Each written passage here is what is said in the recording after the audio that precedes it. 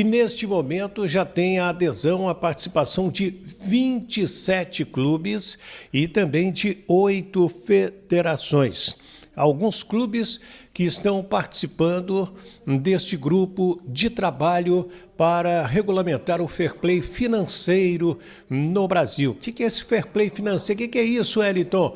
É botar um teto, né? Quanto que os clubes podem investir em contratações. Essa briga aí tem nome, Palmeiras e Botafogo, por causa do John Textor, que bota muito dinheiro no Botafogo, mas vende também. É um grande negociador, ele mesmo falou no Mundial lá dos Estados Unidos, olha, o torcedor do Botafogo tem que se acostumar com a chegada e com a saída de jogadores na nossa equipe.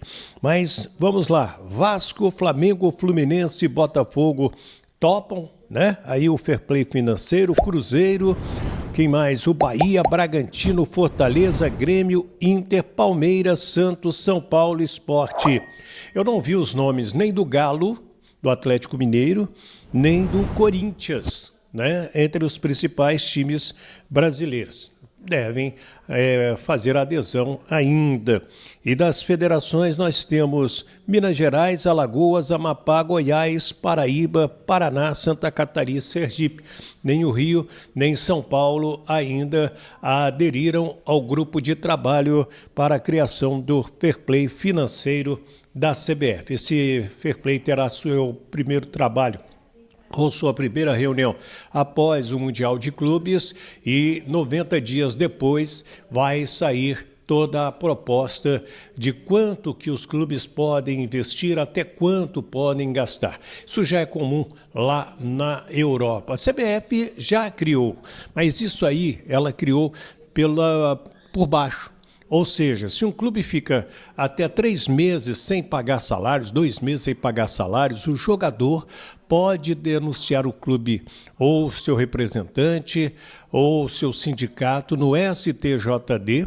O clube ganha um prazo para pagar o salário atrasado e, depois disso, se ele não pagar, ele corre o risco de perda de pontos no campeonato do qual está participando. Esse fair play financeiro lá para baixo, a CBF já criou. Agora, a pedido dos clubes, e é uma ideia da presidente do Palmeiras, a Leila Pereira, sempre falou nisso, né? Ela pedindo, então, esse fair play financeiro. A gente vai acompanhar porque é um assunto que interessa ao torcedor e interessa principalmente os clubes. E com o meu amigo Antônio, fale também com o meu amigo Júnior.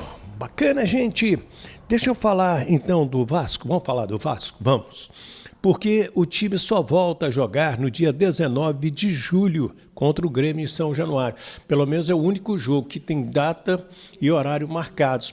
Porque antes, os jogos com o Botafogo em Brasília, na tabela saiu Mané Garrincha, e Juventude lá em Caxias do Sul, estão a definir. A CBF depende, então, das competições sul-americanas, a Copa Libertadores, a Copa Sul-Americana, para confirmar, então, Vasco e Botafogo em Brasília e Vasco e Juventude em Caxias do Sul. Amanhã tem a coletiva de apresentação do português Adimar Lopes, de 41 anos. Fui dar uma pesquisada na carreira dele.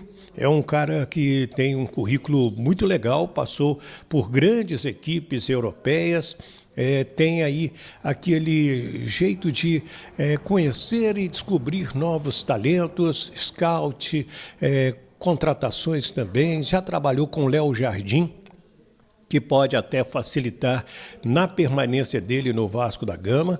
Vocês vão se lembrar que recentemente trouxemos vídeo desse sentido, da dificuldade de renovar com o Léo Jardim, pela pedida dele, pelas propostas que tem do Cruzeiro, do Palmeiras, do Santos. Então, é um goleiro hoje com muito mercado, até o exterior fala em Léo Jardim. E será uma das missões do Adimar Lopes, seja bem-vindo, para o Vasco. Eu estou falando, ele passou pelo Futebol Clube do Porto, Mônaco, Boa Vista, Bordeaux, Lille, e vem para fazer uma reestruturação no futebol vascaíno. O José Boto no Flamengo faz um belo trabalho. E agora o Vasco também traz um português, que é o Admar Lopes. Gente, eu falei no Léo Jardim, você tem 7 jogadores que ficam sem contrato em dezembro, né? Olha a lista. Você tem o Felipe Coutinho, que está negociando lá para deixar o time dele, né? Lá na Inglaterra, o Aston Villa, e o Puma Rodrigues, que tem um salário alto, chegou a falar em não ficar. Agora o Vasco quer a permanência dele por causa da Copa do Mundo, até porque o clube que cede jogador para a Copa recebe um dinheiro da FIFA. Quem mais? O Léo Jardim, que eu já expliquei. O Paulinho, que é o jogador que ficou quase um ano parado devido à cirurgia no joelho, mas é importante. O Alex Teixeira, muito utilizado pelo Fernando Diniz. O Jair, que também chegou a ficar fora de alguns jogos do Brasileirão para não completar aqueles 7 jogos. E o zagueiro Maurício Lemos, que chegou, teve uma fratura na costela e ainda não fez uma sequência de jogos pelo Vasco da Gama. Então nós temos essas situações aí para serem tratadas pelo time do Vasco. E tem a questão do Ryan, vai ser vendido, vai ficar, vai embora. No vídeo anterior, você pode dar uma olhadinha aqui no nosso canal, muita gente comentando, Wellington, o Ryan pode ter um preço de mercado mais alto, e então você pode também deixar o seu comentário. Copa do Brasil, o CSA joga com o Vasco lá no Rei Pelé, no dia 30 de julho, às 7 da noite. Os ingressos, o primeiro lote já à venda, o mais barato R$ 40,00, meia entrada da arquibancada, e o mais caro R$ 600,00 para a cadeira. Quem avançar para as quartas de final fatura R$ 4.740.750.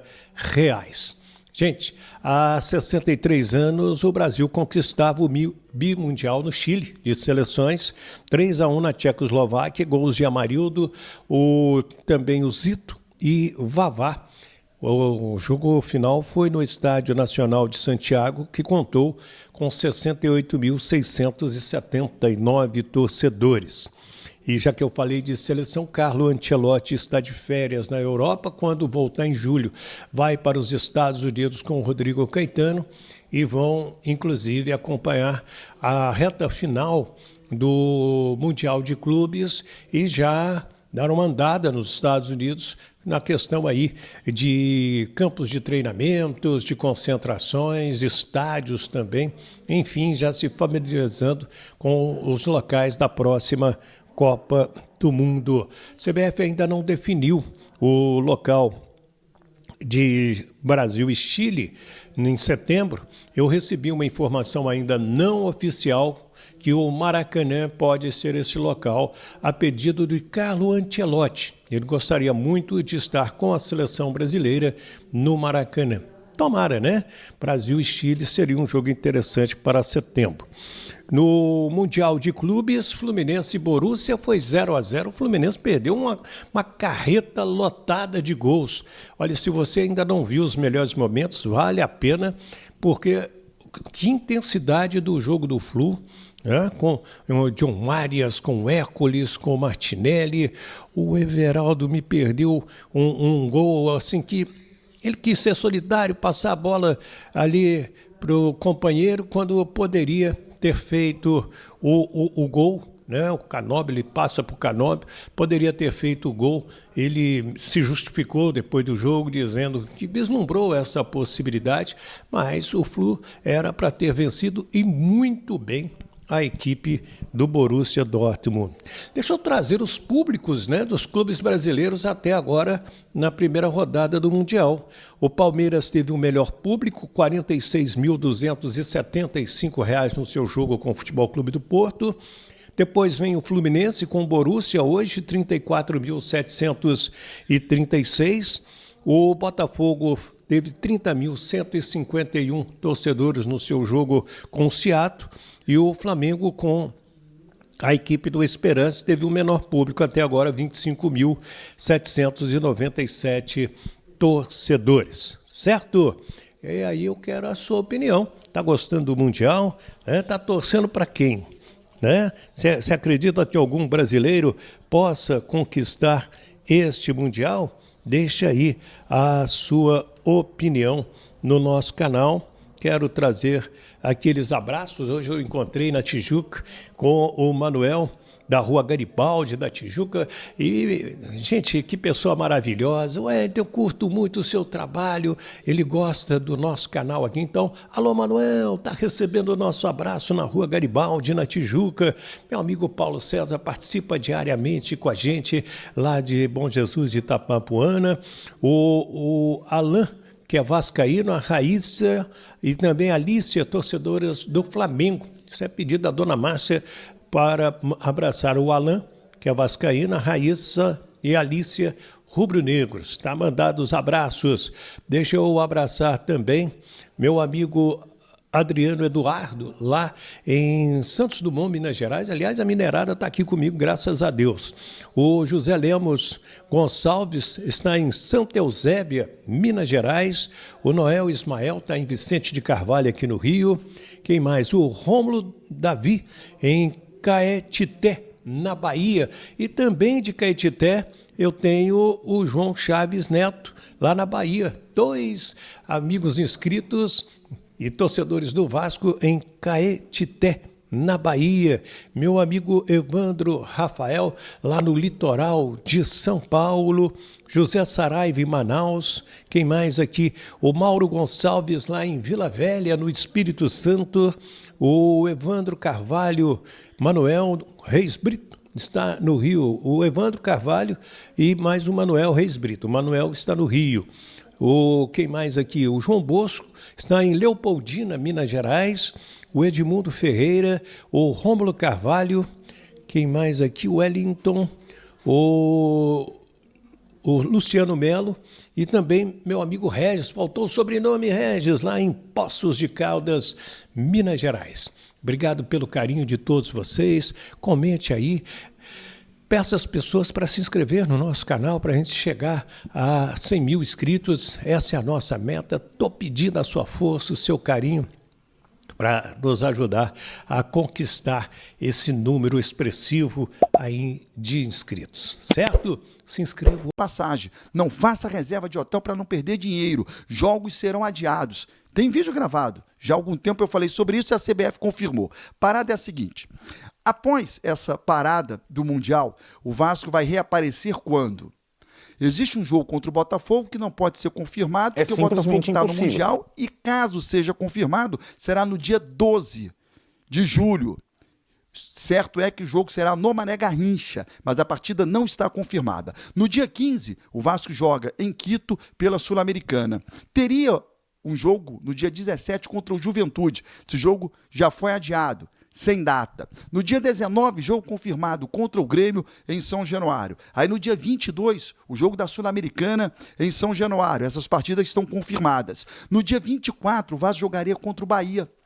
Jogo que não vai acontecer, foi adiado, porque o Vasco, dia 22, está jogando pela Sul-Americana. Depois do jogo contra o Bahia, no dia 24, o Vasco vai a Porto Alegre jogar contra o Internacional, no dia 27. Depois vai a Alagoas, Maceió, Rei Pelé, jogar contra o CSA pela Copa do Brasil. Então é uma agenda muito cheia, com jogos do Campeonato Brasileiro, da Copa Sul-Americana e da Copa do Brasil no mês de julho. 2 partidas adiadas contra Juventude e Bahia e um jogo indefinido, que é a partida contra o Botafogo. Bom, conversei com Alex Escobar, da TV Globo. Comecei falando: quando é que teremos um cafezinho lá na Avenida Roberto Dinamite? Tá faltando, esse aqui não é cafezinho não, é água, mas beleza. Tá faltando, cara, é verdade, mas o cafezinho agora é um quadro do supermarket, né? E a gente faz ali nos mercados e tal, nos bairros onde tem um mercado e tudo mais. Então, onde eles indicam, né? Onde eles indicam, sempre faz uma farra boa. Hoje temos esse parceiro, de vez em quando a gente faz um extra. Eu acho que aquele samba lá merece um cafezinho, uma conferida lá um dia, quem A sabe. Barreira merece. A Barreira merece. Não, a Barreira é um caso assim sensacional de integração do clube com o entorno, né? Com a comunidade que tem ali. Eu acho que nunca foi tão forte, né, Baran? Assim, sempre teve uma relação, mas eu acho que isso foi tão reforçado ultimamente. E o vascaíno chegar cedo pra caramba em São Januário pra curtir aquilo em volta. Pô, muita festa bonita. O time às vezes não ajuda, mas o pessoal tá lá, né, cara? A festa é bonita, é bom de ir lá. Tem gente que vai a São Januário por conta do entorno, por conta da festa. Eu costumo dizer o seguinte, o time do Vasco tem que pagar para ver a torcida, e não mais a torcida pagar para ver o time. Ao contrário, faz parte. É uma boa filosofia. Boa tese, né? É verdade. Escobar, Fala. você gosta de ir a São Januário, você gosta de fazer jogo em São Januário, você é bem recebido pela torcida do Vasco quando lá vai? Então, Baran, eu não trabalho mais assim com transmissão, né? Mas quando trabalhava, eu super gostava, porque eu gosto muito de estádio que tem personalidade, né? Porque hoje os estádios perderam muito a personalidade, estão muito parecidos, né? Muda a cor da cadeira e tal, mas é sempre uma coisa meio arena e tal. E São Januário tem muita personalidade, né? Um estádio mais antigo e tal, pô, super bem cuidadinho. A visão de quem trabalha na cabine é muito boa do jogo, eu era comentarista na época. Mas o sol bate na careca. É no primeiro tempo. Depois resolve.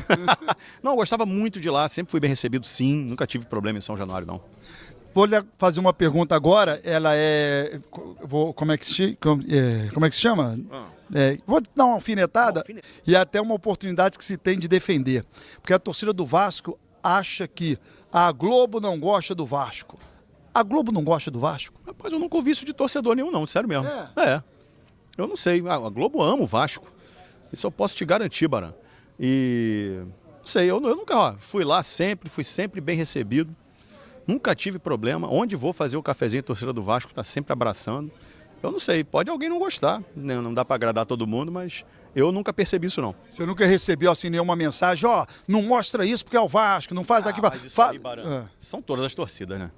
Todas. De vez em quando alguém acha, pô, faltou, por que não mostrou no seu Eu digo de cima para baixo, da direção, internamente. Não, imagina, gente. Rapaz, olha, eu tenho 23 anos de Globo. 22 anos de Globo. Porra, nunca recebi nenhuma ordem desse tipo. Participei de várias reuniões e tal, e nunca tive problema. Mas o menor problema com isso mesmo. Sempre tive liberdade para fazer meu trabalho, dar minha opinião, fazer do meu jeito. Não sei, as coisas às vezes viram verdades, né? Falo isso com a maior tranquilidade. Tenho 22 anos de trabalho respeitado, tranquilo, sem esse tipo de interferência. Incrível essa frase, né? A TV Globo ama o Vasco. Porque é algo que para nós torcedores vascaínos anda muito distante, né? E nunca nos pareceu, né? Que a TV Globo ama o Vasco da Gama. Quero o seu comentário. Se inscreva no canal e até o próximo vídeo.